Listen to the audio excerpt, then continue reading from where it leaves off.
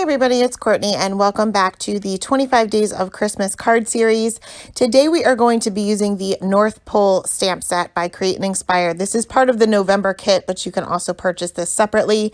And of course, we are going to be creating a one-layer scene. So you can see that I have all of my masks cut out for my images, but today we're going to be talking about masking the background.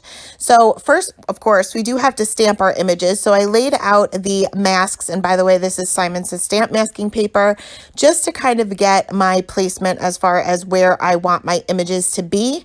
And then I can go ahead and stamp out the first row. So any object that is in front of another, I'm going to stamp and mask first. So this little North Pole sign, the mailbox, and the snowman is kind of in front of everything else. So those three objects will be stamped first, and I'm basically just laying my stamp over where my masks were for placement, closing my MISTI door, removing my masks, and then stamping out my images. I am going to be stamping with Blackout ink by Ink on 3 because, of course, this is a Copic safe ink, and I am working on a piece of Nina Solar White 80-pound cardstock. You can see this is a slimline card, so it is 8.5 by 3.5. So I did stamp these twice because I've never stamped them before. I grabbed a new stamp set for this one, and then I masked those out, and I can continue stamping the remaining images. So for my little Santa's workshop here, I'm going to stamp that kind of right. It would be slightly behind the mailbox and the North Pole sign. There's not too much of an overlap here, but I'm just going to place that down, and now the trees are going to be in my background. So for now, until we actually complete the background, they're going to sort of look like they are kind of floating in the background, but I promise it will all come together. So once again, I went ahead and stamped out these images twice and masked those out, and I'm keeping my masks on everything for now. For my background, we're going to cut some more masks, but you don't need to be a good fussy cutter for this because we are pretty much just freehanding it and kind of winging it. So I'm taking another piece of the Simon Says stamp masking paper. You can use anything here. The Eclipse is good for this as well. And I'm just cutting a big section off, and then I am going to cut basically hills. So I'm going to cut two smaller hills for the front, and I'm kind of just lining these up. I'm not taking the backing off first because this is, like I said, just for placement for right now. There's really no right or wrong way to do this. Then for my back hills, I'm just going to cut a huge wavy line. Most of this is going to be behind most of the images, so I'm not too concerned with it being perfect. You just want your edges to be smooth. You don't want any jagged edges. So now I can kind of lay them down and see how I want them. Now, how you want to place these is you want to place these back to front. So it's completely opposite of your images. So the hill that is going to be towards the back is going to be the last one I stick down. So I'm going to stick down these first two in the front, and then this large hilly background, I guess. And I'm positioning this so that it is kind of slightly above my trees. That way it will look as if the trees are on a hill. Now we're going to work on the sky. I'm going to use some Distress Oxides here. And I saw this color combination on, I think it was Instagram or Facebook, and I totally did not pay attention to who used it, but I loved it. Now these are not colors that I would normally use, but I'm not looking for them to blend.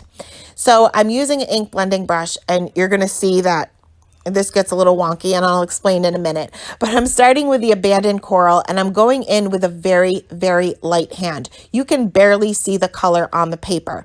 And that way I don't have to worry about my colors blending because I want a very, very light background here. Then I can bring in the Squeeze Lemonade, and that's going to go directly above the Abandoned Coral. Now, typically, the Squeeze Lemonade and Abandoned Coral, you could probably get these to blend. It's more of an orange and a yellow. That's going to blend. But towards the top, I'm going to bring in Peacock Feathers, which would not blend. It would not blend with yellow. It will blend, but you're going to make green. because that's kind of like a bluish green.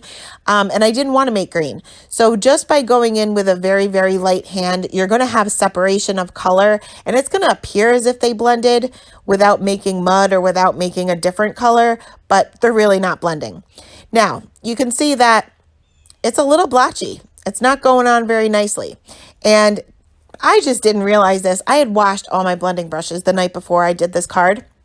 The night before I did this card for the second time, I should say. And my blending brushes were apparently not well dried. And I'm getting this blotchy look, and my paper is starting to warp, which is how I knew it was actually wet. It didn't feel wet to the touch. But lucky for me, not so lucky at the time, but lucky for me now, is I had already made the background to this card, but failed to press record. So I didn't actually color the images, but I had already made the background. So we're going to actually use that background later, but I'm going to continue to show you how to complete this. So now that my sky is not done, but it is done, and I'll show you what it would really look like had my brushes been dry, I am going to work on the snow. Now, the only difference between this panel and the panel that I used in the card is I use different colors. I'm using spun sugar for this one, but in the original one, or the one that we're actually going to be using, I used what is it? Shaded lilac. So that's the only difference.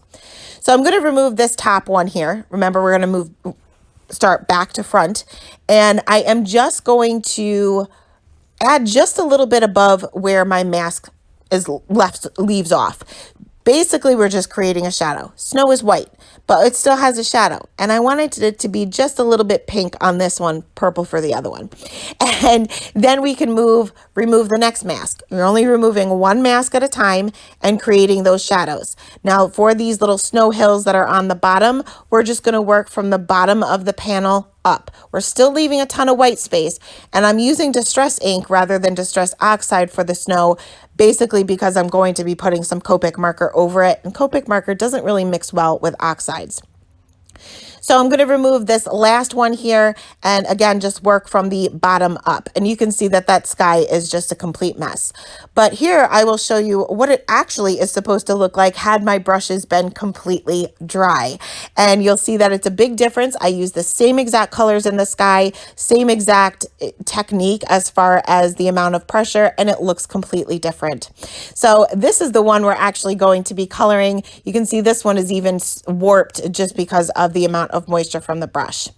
So moving on to the coloring, I am going to start with Santa's Workshop here, and I am going to basically color this entire scene here with very light colors. They're going to be Christmas colors, but they're going to be the toned down version of the Christmas colors, if that makes any sense. So I wanted Santa's Workshop to appear maybe like a light gray or even a white. So I'm basically just adding the shadows. I'm adding shadows underneath the roof where one section of this little building is behind the other, a little bit off to the side of each one of the windows, as well as the door and the sign, the Santa's Workshop sign. I started off with the W5. I'm blending that out a little bit with the W3 and the W1. Now, I don't have a lighter warm gray marker. The W1 is the lightest warm gray I have, but it leaves a very harsh line from the white paper to the W1. So in order to get rid of that, or minimize it at least, I'm going to go in with a colorless blender, and I'm not going to go over the entire thing. I'm just going to go where my W1 leaves off. So I'm pretty much using this as my final color, even though there's no color to it, but this will tone down those harsh transitions from the W1 to the white paper. So for the roof, I'm going to use some E50 markers, and again, this is going to all be toned down. So if you've watched my videos before, you probably have heard me talk about my scary dark color, and that's how I get a lot of contrast with my coloring. So this one's not going to have as much contrast because I'm pretty much leaving out the scary dark for everything that I'm coloring. So I'm starting off with the E, E55, E53, and E50. This larger section of the roof, I didn't get hardly any contrast. So I'm going to go back in with the E55 and 53 and just flick out my color a little bit. And I got a little bit more contrast. It's hard for me to go from using a scary dark and a scary light to not, and pretty much just using mid-tone colors. So I struggled with this one a little bit, but it was fun. It's always fun to try something different. I'm also going to use this color combination for the door as well as the shutters on the windows. And I'm just pretty much doing a straight line on those shutters using all three of those colors. Next, we're going to move on to the snowman, and I'm going to bring out some BV markers, and this is going to match my snow. My snow has a little bit of, the shadow is more of a purplish color on this one, so I want my snowman to be pretty much the same. Now, I went a little bit too dark with this one, but it is what it is. I started with the BV04, and I'm adding my shadows. I'm using just the tip of my marker here. I'm not adding a whole lot, but you can see that I'm going around each little section of the snowman, but I'm also coming in with little V's, and that's just to add a little bit of texture. I also added a little bit of a shadow underneath his scarf and his hat. Next, I can come in with the BV02, and I'm just extending those areas out a little bit further. And then finally, I'll come in with the BV00. And for some reason, I guess I thought the BV00 was a little bit lighter than it actually is, and I thought it would tone it down a lot.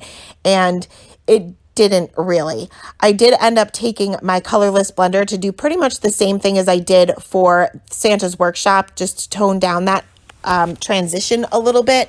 But I'm going to come back to this later because I was not happy with it being so dark.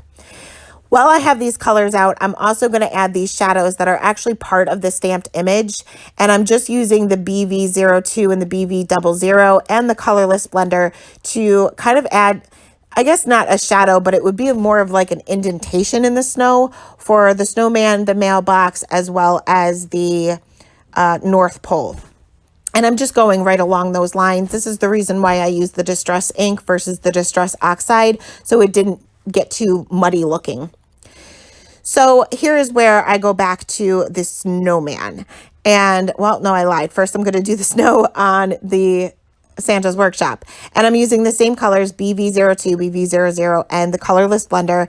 And for the snow on the larger section of the roof, I am still leaving white space, but I am using some flicking motions because this is kind of a wide open space, and I want that transition to go from the BV00 to the white with that colorless blender. Now I'm going to go back to the snowman, and I brought out a B40, I believe it was, and this is not B60, sorry. This is a very, very light color, and it's kind of like a grayish blue, and I felt like this toned it down a little bit more than the colorless blender did. It kind of transitioned the colors a little bit better. So it is still a little bit darker than I would have liked, but it is what it is. For the carrot, I just used two colors, very small area. Now we're going to move on to the greens, and I'm using a YG combination because, like I said, I'm using Christmas colors, but they are toned down Christmas colors. So I'm going to basically just pick a side. I'm not worried about a light source here. You don't ever have to be worried about a light source, but when you are coloring two objects like these two trees that are directly next to one another, you just want to be consistent. You can have a center light source, you can have a left hand light source or right hand light source. Just keep it consistent when two objects are touching one another, and nobody's ever going to know the difference. So you can see that I did bring in a G there and then used the rest for the YGs, and that's just to get a little bit more contrast. I sometimes have a hard time getting contrast with the YG markers. I don't know whether I'm alone on that or whether you guys struggle with that too. So I'm also going to use this color combination for the sign on Santa's Workshop, and I'm just going to add a little bit of shading to either side. Again, nothing too special here. There's not going to be a whole lot of contrast, and I already know that. So I'm not too concerned with my shading being absolutely perfect. So next I'm going to bring in some E20 markers, and this is going to be for the tree trunks as well as the I don't know what you would call it, but the base of the mailbox for the letters to Santa. And again, just picking a side, I am staying consistent. I added shading to the left-hand side of these trees. So I'm going to also add shading to the left-hand side of the tree trunks just to keep it consistent. So next we are going to go in with our C markers. I couldn't think of it. And I'm going to add all of the white areas. So every other stripe on the Santa's, or not Santa's, the North Pole is going to be white. But remember, everything that's white still has shadows, just like the snow does, but the shadows are a little bit purple. This is going to be gray. And this would be a very strong center highlight for this because it is a round object. It's the North Pole. I'm also going to add just a little bit of shading to this envelope that is coming out of the Santa's mailbox here. And then we can move on to the reds, or not really reds, but we're going to use some RV markers to be our reds. So I'm going to go right in with my darkest color for these other stripes on the North Pole because these are going to bleed. Reds bleed, RVs tend to bleed, and sometimes even the darker V markers tend to bleed. So if you're working with smaller areas and you have the rest of your card done pretty much, you may want to try to go in with your darkest color first, and that will avoid oversaturating the paper, and it will be less likely to bleed outside the lines. I'm also going to color the sign. I'm just adding a little bit of a shadow underneath the snow that is on top of the sign. And again, just picking a side for my shadows, not concerned about a light source. I tend to keep it consistent because I tend to have my light source being in the right, so all of my shadows are usually on the left anyway. I'm also going to use this color combination for the mailbox. And again, keeping my shadows consistent. Now the inside of the mailbox is naturally going to be just a little bit darker. So there's going to be a shadow for where the inside of the mailbox would be, I guess, touching the outside. So I'm leaving a pretty strong shadow there just to kind of show that that is the inside of the mailbox where that letter is coming out. But I'm pretty much doing the same thing. Also going to use this color combination for the snowman's hat as well as the scarf.